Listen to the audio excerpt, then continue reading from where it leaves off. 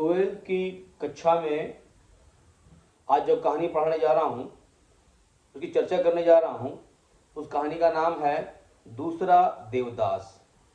इसको लिखने वाली हैं ममता कालिया। दूसरा देवदास की जो लेखिका हैं, इनका नाम है ममता कालिया। याद रखें, इससे आपके 1 नंबर का क्वेश्चन सॉल्व हो जाएगा।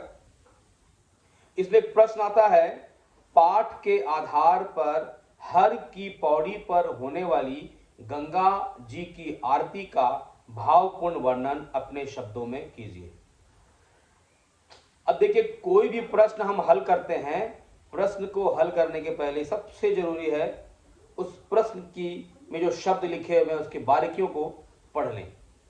पाठ के आधार पर, पाठ का नाम क्या है? दूसरा देवदास।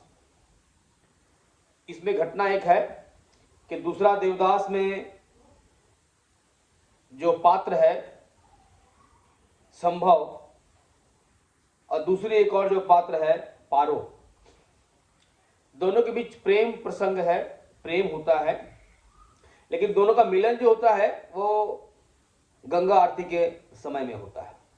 तो यहां पे कहा गया है, हर की पौड़ी, हरिद्वार में है, हर की पौड़ी पर होने वाली गंगा जी की आरती का भावपूर्ण वर्णन अपने शब्दों में कीजिए। हमेशा ध्यान रखिए, किताबी भाषा का इस्तेमाल नहीं करना है। आप जो समझते हैं अपने भाव से अपने शब्दों का निर्माण करें और उसको लिखें। तो हर की पौड़ी पर संध्या के समय में गंगा जी की आरती, भव्य आरती होती है, बेहतरीन, उम्दा। गंगा सबको बुलाती है।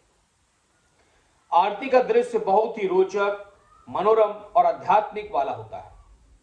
आध्यात्मिक वाला यूं कहें क्योंकि जब आरती हो रही होती है उस समय गंगा जी के लिए जो मंत्रोच्चारण किया जाता है, जो घंटे घड़ियाल बजते हैं, इस समय यह दृश्य ऐसा होता है, उसमें जो भक्त होते हैं, श्रद्धालु होते हैं, वो संसार के, घर के अपने सारे दुख कष्ट को भूल जाते हैं और अध्यात्म में रम जाते हैं। गंगा जी की आरती जब होती है तो पुजारियों के पास बड़ा आरती होता है, एक साथ सैकड़ों दिए जलते हैं। वो ऊंचे एक मंच पर होते हैं, सीढ़ियों के ऊपर बना हुआ एक मंच होता है, वहां पे होते हैं और भक्त उसके नीचे होते हैं।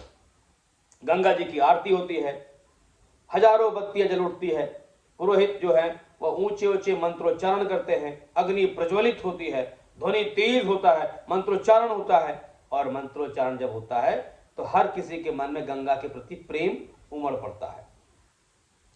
गंगा को भारतीय संस्कृति में मां की संज्ञा से नवाजा गया है। गंगा को मां कहते हैं।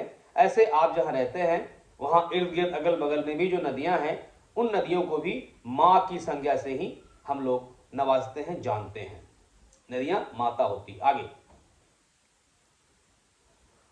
दीप से धरती और आकाश, जहां तक आप देखें रोशनी ही रोशनी दिखाई पड़ेगी।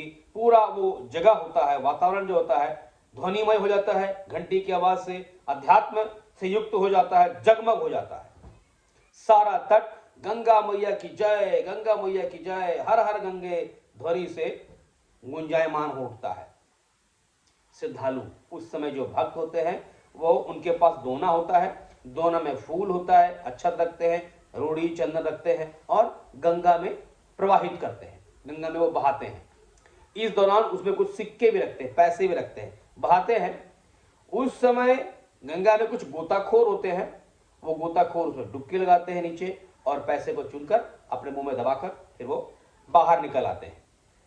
इस तरह से वह जो दृश्य है, हर की पौड़ी में होने वाली गंगा जी की जो आरती है, वह दृश्य बड़ा ही भक्तिमय, बहुत ही मनोरम, बहुत ही जगमग वाला, बहुत ही बेहतरीन सुंदर दृश्य हो उठता है। और उस समय श्रद्धालु भक्त जो वहां पहुंचते हैं वे अध्यात्म में डुबकी लगाते हैं, मां गंगे में डुबकी लगाते ही हैं, अध्यात्म में भी डुबकी लगाते हैं। अगले कक्षा में फिर एक और प्रश्न की चर्चा करूंगा। आप लोग गहराई से सुनेंगे तो आपको एक साथ कई 1 नंबर वाले क्वेश्चन के जवाब मिल जाएंगे। ध्यानपूर्वक मेरी इस बात को सुनिए। लेसन का नाम था दूसरा देवदास और लेखिका का नाम था ममता कालिया। ओके।